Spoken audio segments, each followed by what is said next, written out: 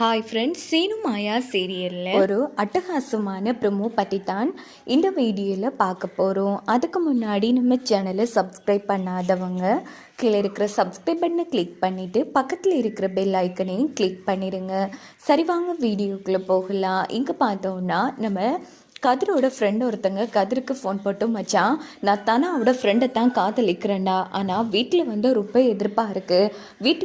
வீட்டில் யாருக்கும் தெரியாமல் ரிஜிஸ்டர் ஆஃபீஸ்க்கு போய் ரிஜிஸ்டர் மேரேஜ் பண்ணலான்னு இருக்கோம். நீயும் தானாவும் தான் வந்து கையெழுத்து போடணுண்டா அப்படின்னதும் உடனே கதிரும் வர வழி இல்லாமல் சரின்னுட்டு விஷயத்த தனாக்கிட்ட சொல்கிறாங்க. நாம தான் எப்படியாச்சும் அவங்க கல்யாணத்தை நடத்தி வைக்கணும் அப்படின்னதும், சரி கதிர் போயிட்டு வரலாம், வீட்டில் என்னென்னு சொல்லிட்டு போகிறது, பேசாமல் ப்ராக்டிஷன்னு சொல்லிட்டு வா அப்படின்னதும் உடனே தனாவும் சரின்னுட்டு நேராக ரகுராம் கிட்டே வந்து, அப்பா எனக்கு காலேஜில் ப்ராக்டிக்கல் இருக்குப்பா, நான் கிளம்பட்டுமா அப்படின்னதும், தனியாவாம்மா போகிறேன், இங்கே பாரு மணி நீங்களே ஏற்றிட்டு போகிறீங்களா அப்படின்னதும், சரி மச்சான் அப்படின்னுட்டு மணி ஏற்றுறாங்க. ஐயோ இப்போ இவர் கூட போனால் என்ன பண்ணுறது அப்படின்னு புரியாமல் மணி கூடவே பைக்கில் கிளம்புறாங்க தனா.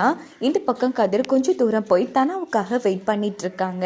தனா வந்து மணியோட வாரத்தை பார்த்ததும் கதிர் அதிர்ச்சி ஆகுறாங்க.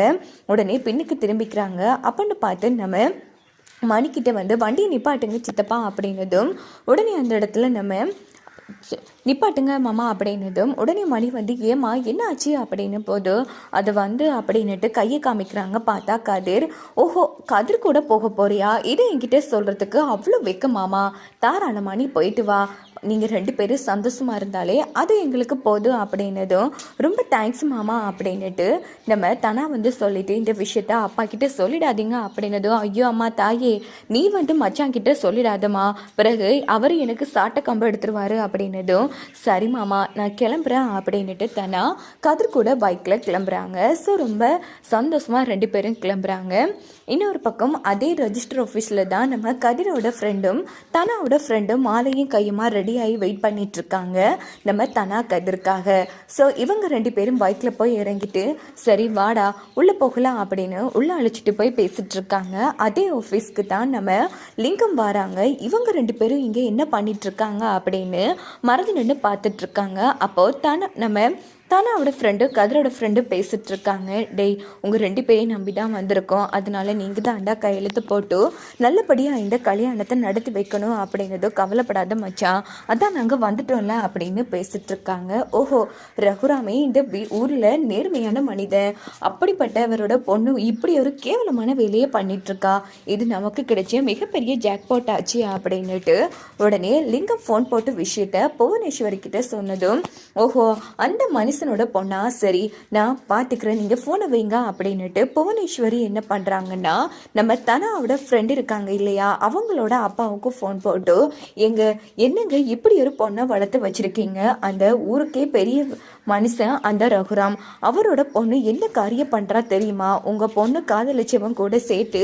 திருட்டுத்தனமாக கல்யாணம் பண்ணி வைக்கிறதுக்காக ரெஜிஸ்டர் ஆஃபீஸில் போய் வச்சிட்டு இருக்கான் அப்படின்னதும், இது கேட்ட இந்த மனுஷன் சம அரிச்சி ஆறாரு. என்னமா சொல்கிறீங்க, நீங்கள் சொல்கிறது நிஜமா அப்படின்னது, இதில் நான் எதுக்கு போய் சொல்லணும், இப்படி ஒரு மனுஷனோட பொண்ணு இவ்வளோ கேவலமான வேலையை பார்க்க பொறுமையாக இருக்கீங்களே அப்படின்னதும், ஃபோனை வைங்கம்மா, அவரை நாக்கு பொடுங்குற மாதிரி 4 கேள்வி கேட்டுட்டு வாரா அப்படின்னுட்டு அந்த மனுஷன் அங்கேருந்து நேராக ரகுராம் வீட்டுக்கு கிளம்புறாங்க. இன்னொரு பக்கம் புவனேஸ்வரி வளைச்சி நெருப்பாக பார்த்த போகுது. பெருசாக பொண்ணை தலையில் தூக்கி கொண்டாடிட்டு இருக்கல, அந்த குடும்பமே உன் பேச்சு கேட்கலன்னு அனாதையாக ஃபீல் பண்ணிட்டு இருக்க, உன் பொண்ணு மட்டும்தான் வாழ்க்கை அப்படின்னு கடைசியில் உன் பொண்ணு உனக்கு ஏற்ற மாதிரி இல்லாமல் போக போகிறா ரகுராம், நீ இப்போ ஊர் முன்னாடி அசிங்கப்பட போற அப்படின்னு புவனேஸ்வரி ரொம்ப ஹாப்பியா இருந்துட்டு இருக்காங்க. இதோட பார்த்தோம்னா இந்த ப்ரோமோ வந்து முடிச்சிருது. இதுக்கப்புறமா என்ன மாதிரி இந்த கதைக்களத்தை கொண்டு போவாங்கன்னு பார்க்கலாம். கண்டிப்பாக அந்த மனுஷன் வந்து நேராக ரகுராம் வீட்டுக்கு வந்து, பெரிய ஊருக்குள்ளேயே பெரிய மனுஷன்னு கொண்டாடிட்டு இருக்க, ஆமாம் உன் பொண்ணு பண்ணுற காரியத்தெல்லாம் பார்த்துட்டு சும்மா இருக்கல, ஆமாம் உன் பொண்ணை நீ தான் தோண்டி விட்டியா அப்படின்னதும், இங்கே பாருங்க வீட்டுக்கு வந்தும் வராததுமா இப்படி பேசிட்டு இருக்கீங்க, ஆமாம் எதுக்காக இப்போ கத்திட்டு இருக்கீங்க, முதல்ல விஷயம் என்னன்னு சொல்லுங்க அப்படின்னு சிவா வந்து கேட்டதும் உடனே அந்த மனுஷனும், யோ இங்க பாரியா, என் பொண்ணு காதலிச்ச பையனு கூட ஓடி போயிட்டா. அவங்க 2 பேருக்கும் திருட்டுத்தனமா இவரோட பொண்ணு தான் கல்யாணம் பண்ணி வைக்கிறதுக்காக ரெஜிஸ்டர் ஆஃபீஸ்க்கு கூட்டிட்டு போயிருக்கா. அதுவும் சாதாரணமா இல்லையா, இவரோட மாப்பிள்ளையும் சேர்ந்து தான் போயிருக்கா அப்படின்னதும் இதுக்கிட்ட ஒட்டுமொத்த பேரும் அதிர்ச்சியாகிறாங்க. இங்க பாரு, யார்கிட்ட வந்து என்ன பேசிட்டு இருக்க? என் பொண்ணு விளையாடுறதுக்கு ப்ராக்டிஸ் பண்றதுக்காக காலேஜுக்கு போயிருக்கா. என்ன வந்து என்ன பேசுற நீ அப்படின்னு போதும், ஐயா பெரிய மனுஷனே, சரி நான் சொல்றது பொய்னா நீங்களே ரெஜிஸ்டர் ஆஃபீஸ்க்கு வந்து பாருங்க அப்படின்னதும் உடனே நம்ம ரகுராம், இங்க பாரு, ஒரு விஷயத்த மட்டும் நல்லா புரிஞ்சுக்கோ, அங்க மட்டும் என் பொண்ணு இல்லைன்னு தெரிஞ்சுக்கே, அவ்வளவுதான், இந்த ரகுராம வேற மாதிரி பாப்பேன், சரி கிளம்பு அப்படின்னுட்டு ரகுராம் சிவா எல்லாரும் கிளம்பி நேரா ரெஜிஸ்டர் ஆஃபீஸ்க்கு வராங்க. எங்கேயா இருக்கா, கூப்பிடு என் பொண்ணு அப்படின்னு போதும் அங்க பார்த்தோம்னா யாருமே இல்லை, வேற ஒரு ஜோடி தான் வராங்க.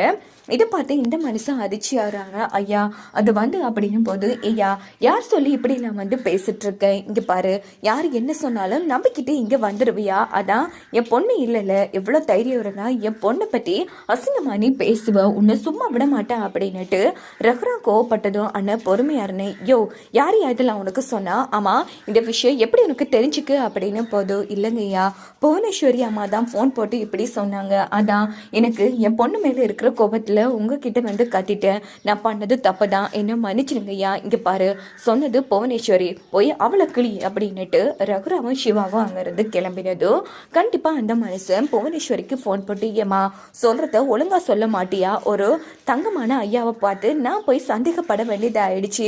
என்னம்மா நீ, உனக்கு ரகுராம் ஐயா மேல பகை இருந்தா உன்னோட வச்சுக்கோ, இன்னொரு வாட்டி தேவையில்லாம இப்படி எடுத்து மூட்டி விடுற வேலையெல்லாம் வச்சுக்கிட்ட நான் மனுஷனா இருக்க மாட்டேன் அப்படின்னு கத்திட்டு அந்த மனுஷன் போனை வச்சுட்டு புவனேஸ்வரி செம்மையா டென்ஷன் ஆகுறாங்க. என்னடா இது, இந்த லிங்கத்தானே சொன்னாரு அப்படின்னுட்டு கண்டிப்பா புவனேஸ்வரி லிங்கத்தை கூப்பிட்டு கத்துவாங்க.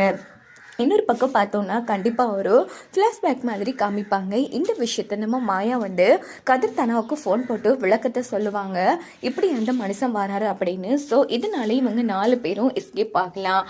அப்படி இல்லைன்னு சொன்னால் ஒரு வேளை ரகுராம் சிவா வீட்டில் இருந்து எல்லாரும் ரெஜிஸ்டர் ஆஃபீஸ்க்கு வந்து பார்க்கும்போது அந்த ஐயாவோட பொண்ணும் மாப்பிள்ளையும் நிற்பாங்க. அப்படின்னு பார்த்து உடனே அந்த ஐயா வந்து அதிர்ச்சி ஆகி, பாத்தி ஐயா, என் பொண்ணு இப்போ எங்கே கிடந்தவன் கூட கல்யாணம் பண்ணிட்டு இருக்கா, இது எல்லாம் உன் பொண்ணு பண்ண வேலை தான் அப்படின்னு போதும் ரகுராம் வந்து பார்ப்பாங்க. ஆனால் கண்டிப்பாக தனா இருக்க மாட்டாங்க. ஒரு வேளை தனா கதிரை காப்பாற்றுறதுக்காக அந்த இடத்துல மாயா வந்து நான் தான் இவங்க 2 பேருக்கும் கல்யாணம் பண்ணி வச்சேன் அப்படின்னு அவங்க மேலே பழியை வந்து போடலாம். ஸோ வாங்க வெயிட் பண்ணி பார்க்கலாம் என்னெல்லாம் நடக்கும்னு. வழக்கம் போல் மாயா தானா இவங்களை காப்பாற்றுவாங்கன்னு நீங்கள் மறக்காம உங்க கருத்து